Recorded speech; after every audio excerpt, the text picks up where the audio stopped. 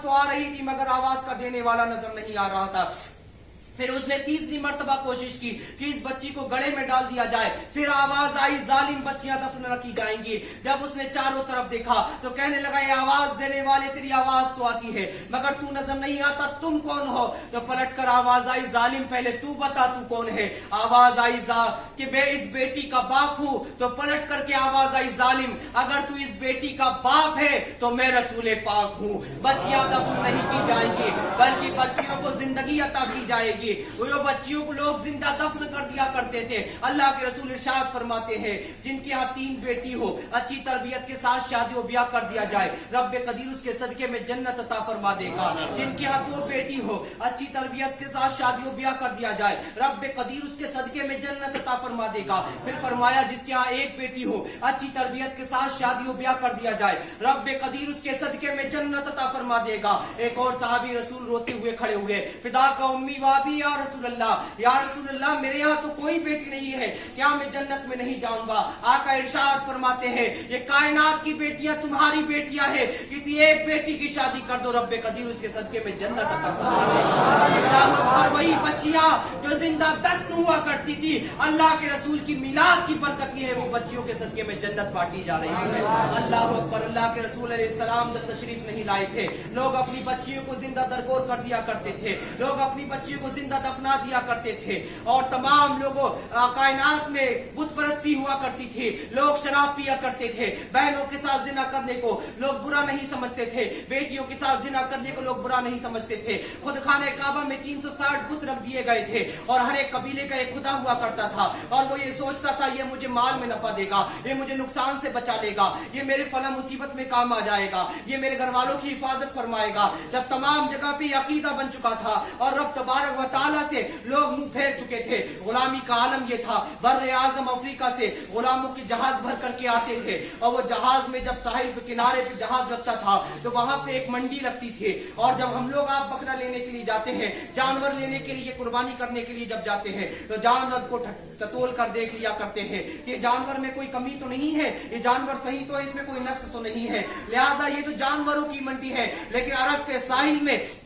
साहिल समंदर में एक मंडी इंसानों की लगा करती थी जिसमें अफ्रीका से गुलाम आते थे और उनके ऊपर सामान लाद करके उनको चलाया फिराया जाता था और ये कहा जाता था कि देखो कहीं तुम चल पाने में गिर तो नहीं रहे हो, कहीं तुम लड़खड़ा तो नहीं रहे हो। जो जितना बोझ ज्यादा रख करके जितनी दूर तक चल लेता था उसकी उतनी ज्यादा कीमत हुआ करती थी। यानी जानवरों की तरह इंसान बिकते और खरीदते थे। यही जो लोग थे कि जब जानवरों को बेचा, जानवरों की तरह इंसानों को खरीदा और बेचा जाता था। औरतों की मंडियां लगती थी। आज जमाना ये कहता है बेटी बचाओ बेटी पढ़ाओ, लेकिन सुनो सुनो हुजूर अलैहिस्सलातु वस्सलाम ने सबसे पहले ये नारा दिया था और फरमाया फातिमा तू बिदातुम मिन्नी, फातिमा मेरे जिगर का टुकड़ा है। जो बच्चियों को लोग जिंदा दफन किया करते थे अल्लाह के रसूल इरशाद फरमाते हैं वो तो मेरे जिगर का टुकड़ा है, मेरे जिगर का चैन है। जब सारे लोग, जब कायनात में बुराइयां ही बुराइयां फैल गई, लोग बच्चियों को जिंदा दफन करने लगे, गुलामों को बेचने और खरीदने लगे, जब सारी कायनात में जुल्म बढ़ गया,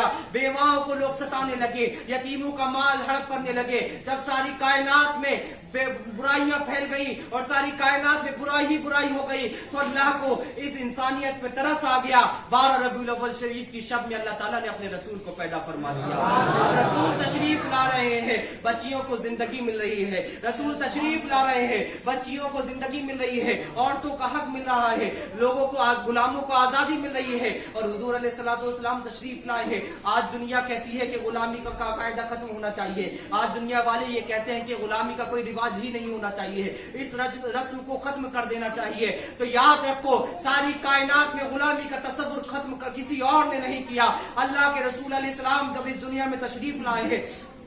12 रबीउल अव्वल शरीफ की शब में और सुबह शादी के वक्त हजरत आमिना बीबी के घर में जब हुजूर तशरीफ लाए हैं तो अबू लहब जो सख्त काफिर था, अबू लहब जो हुजूर की बुराइयां करता था, हुजूर को गालियां पका करता था, हुजूर के रास्ते में कांटे बिछाया करता था, अबू लहब उसका नाम इसलिए रखा गया है कि उसको कहा जाता था कि उसका चेहरा इतना सुर्ख था, इतना वो खूबसूरत था कि तमाम लोग उसके ऊपर रश्क किया करते थे और अंगारे से चेहरे वाले उसे अबू लहब कहा करते थे। जब अल्लाह के रसूल अलैहिस्सलाम इस दुनिया में तशरीफ लाए थे तो वही अबू लहब था कि जब हुजूर अलैहिस्सलाम की विलादत हुई तो एक लोंडी जो उसकी खादिमा थी वो उसके घर में गई और जाकर के कहा कि तुझे तेरे भाई जो मरहूम तेरा भाई है अब्दुल्ला, उसके घर में एक बेटा पैदा हुआ है, उसका नाम मोहम्मद रखा गया है। जब उसने इतना सुना तो नबी समझ करके नहीं, सिर्फ भतीजा समझ करके उसकी खुशी में उंगली के इशारे से उसको आजाद कर दिया, यानी उंगली का इशारा उसको आजाद करने के लिए उसने हिलाया। अल्लाह के रसूल के साहबी हजरत अब्बास फरमाते हैं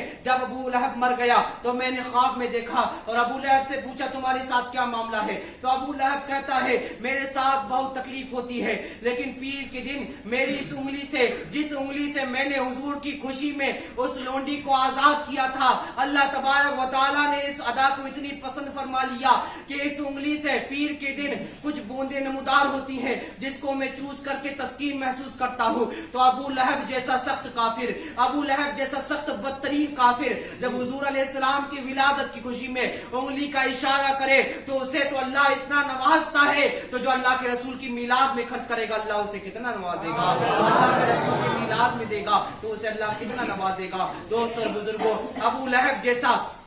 सख्त इंसान जब हुजूर के रास्ते में पत्थर बिछाया, रसूल के रास्ते में कांटे बिछाया करता था, वो इंसान अल्लाह के रसूल अलैहिस्सलाम ने जब फरमाया कि तू जैसे ही फरमाया कि तेरे घर में, जब उस लोंडी ने आकर के कहा ए अबू लहब तेरे भाई के घर में अल्लाह ताला ने एक बेटा पैदा किया है जिसका नाम मोहम्मद रखा गया है, उसने उंगली का इशारा किया था, जो मैंने तमहीद बताई थी वो ये है कि उंगली का इशारा किया, उसी वक्त से आजादी गुलामों को मिलना शुरू हो गई थी। यही गुलाम थे कि जब धूप में जूता सूखा करता था और उस धूप में जूते सूखते हुए अपने आका के जूते को उठा करके छांव में रख दिया करता था, तो उसको इस बात पर कोड़े लगाए जाते थे कि तूने बगैर मेरे पूछे इसे हाथ कैसे लगा दिया। अल्लाह अकबर, ये मामला सारी कायनात में फैला हुआ था, गुलामी का तसव्वुर था, सिर्फ इस बात पे कोड़े लगाए जाते थे कि तुमने इसको बगैर इज्न के मेरे छू करके इसे छांव में कैसे रख दिया। यही गुलाम जब हुजूर तशरीफ ले आए हैं, हुजूर की विलादत हो गई है,